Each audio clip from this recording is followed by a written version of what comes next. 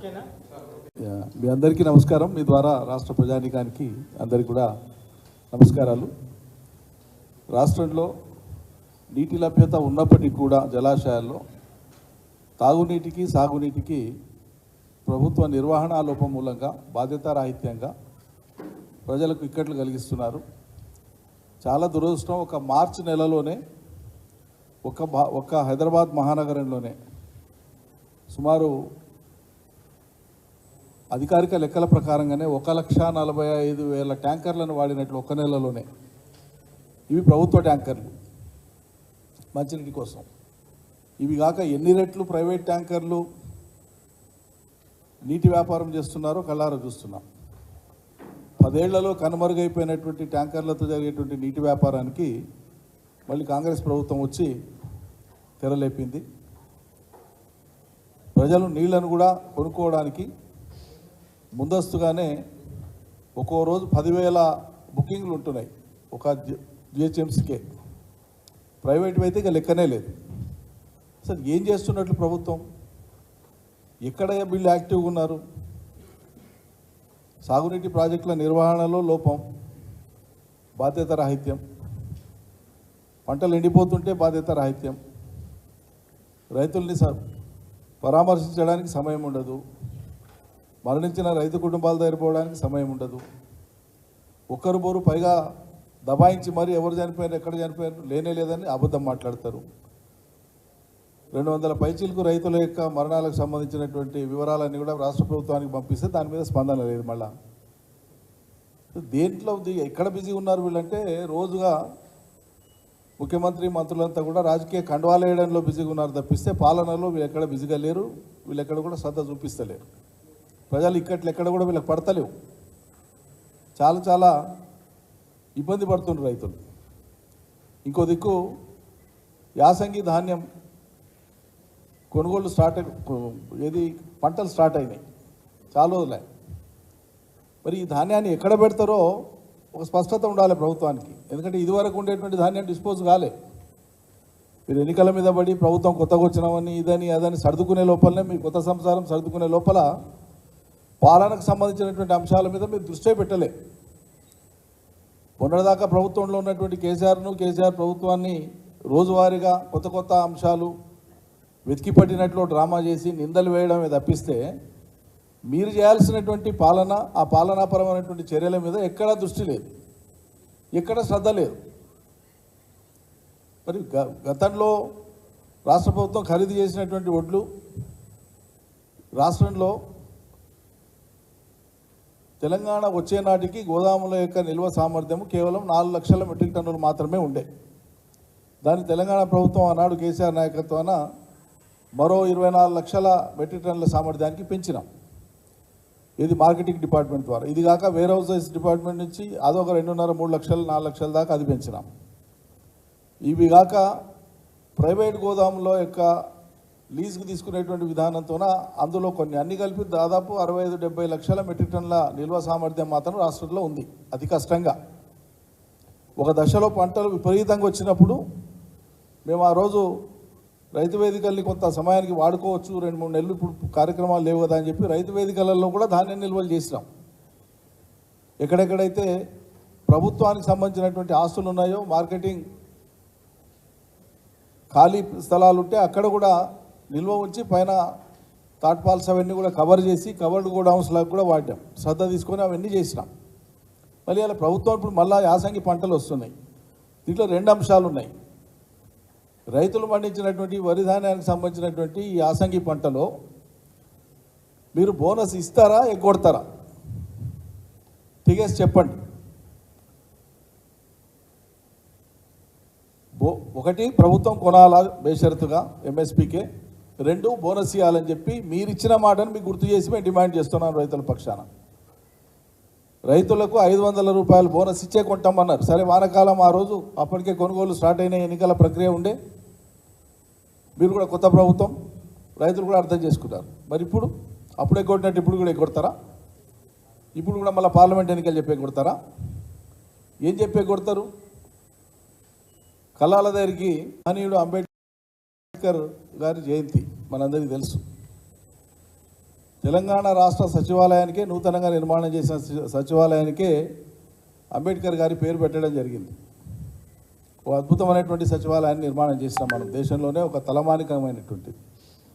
అదేవిధంగా వారి స్ఫూర్తి ఎల్లకాలం ఉండాలని చెప్పి భావితరాలకు కూడా అది నిత్య చైతన్యంగా ప్రసరించాలని చెప్పి 125 అడుగుల అంబేద్కర్ విగ్రహాన్ని ఒక అత్యద్భుతమైనటువంటి విధంగా నిర్మాణం చేసి ప్రతిష్ఠించడం జరిగింది.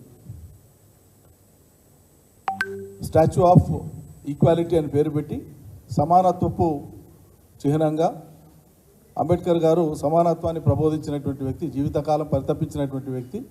అదే అంశాలను రాజ్యాంగంలో కూడా ఆయన పొందుపరిచినారు. ప్రపంచ మేధావి, భావితరాలకు స్ఫూర్తి ఆయన. మరి అంబేద్కర్ గారి విగ్రహానికి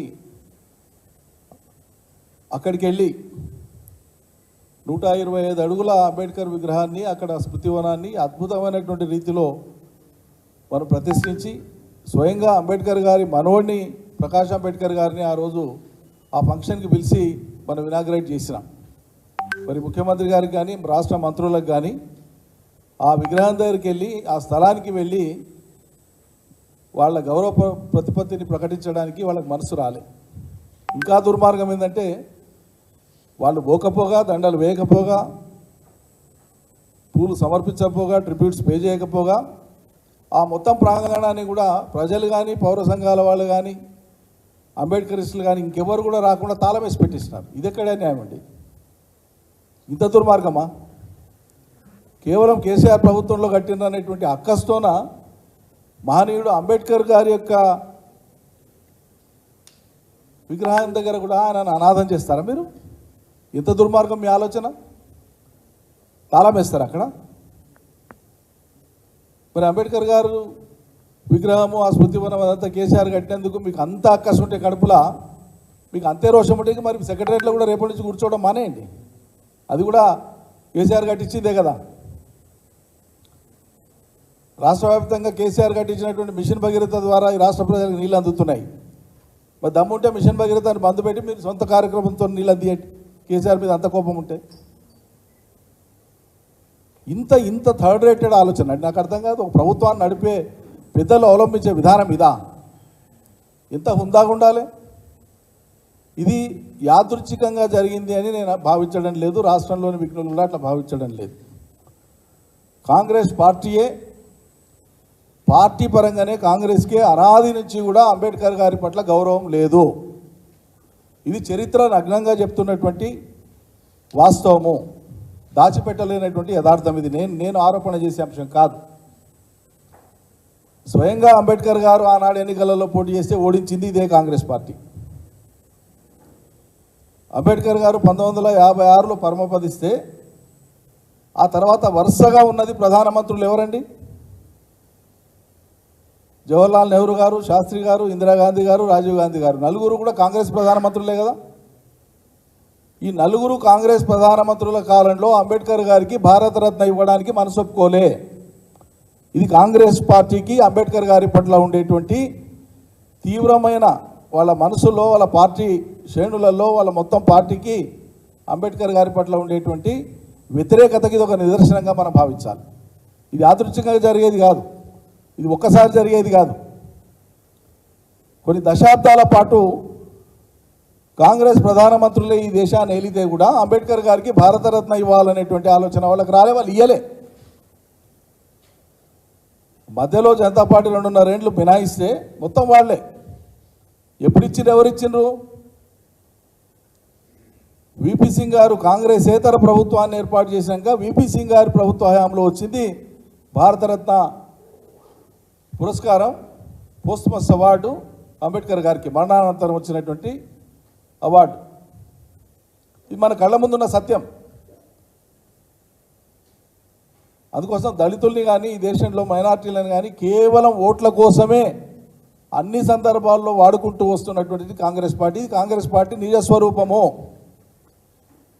దయచేసి ఇంకా కాంగ్రెస్ మీద భ్రమలు కలిగినటువంటి దళితులు కానీ మైనార్టీలు కానీ ఇంకెవరైనా ఉంటే వాళ్ళు కూడా అర్థం చేసుకోమని నేను విజ్ఞప్తి చేస్తూ ఉన్నా. నేను అభాండాలు వేయడం లేదు, ఆరోపణలు చేయట్లేదు. చరిత్రలో మన కళ్ళ ముందు ఉన్నటువంటి వాస్తవాలను నేను గుర్తు చేసి చెప్తున్నా. ఇంతకంటే అవమానం ఉంటుందా అండి దళిత జాతి కానీ ఈ దేశ పౌరులకు కానీ? అంబేద్కర్ని అవమానించడం అంటే రాజ్యాంగాన్ని అవమానించడం. అంబేద్కర్ పట్ల గౌరవం ప్రకటించకపోవడం అంటే రాజ్యాంగం పట్ల వ్యతిరేకతను కనబరచడం. అంబేద్కర్ పట్ల గౌరవం లేదు అంటే ఈ దేశ ప్రజల్ని అగౌరవపరచడమే. ఏదో యాదృచ్ఛికంగా మా ముఖ్యమంత్రి మంత్రులు చేసిన అనుకోవట్లేదు. వాళ్ళ నరాన అంబేద్కర్ వ్యతిరేకత ఉంది, వాళ్ళకు అంబేద్కర్ పట్ల వ్యతిరేకత ఉంది. ఇది యథార్థం. కాబట్టి క్షమాపణ చెప్పాలి కాంగ్రెస్ పార్టీ. వాళ్ళు వ్యవహరించినటువంటి తీరుకు ఖచ్చితంగా కాంగ్రెస్ పార్టీ క్షమాపణ చెప్పాలని చెప్పి మేము డిమాండ్ చేస్తున్నాం. అదేవిధంగా సరే, ఎవరు రాజకీయ పార్టీ గురించి ఎవరు అంచనాలు వాళ్ళు మాట్లాడుకుంటే తప్పలేదు, కానీ మాకు ఇంత బలం ఉంది, మేము ఇంత గెలుస్తామంటే పెద్ద ఎవరి పార్టీ వాళ్ళు ప్రకటించుకుంటే దాన్ని ఎవడేమొద్దన్నాడు. అది వాళ్ళ ఇష్టం.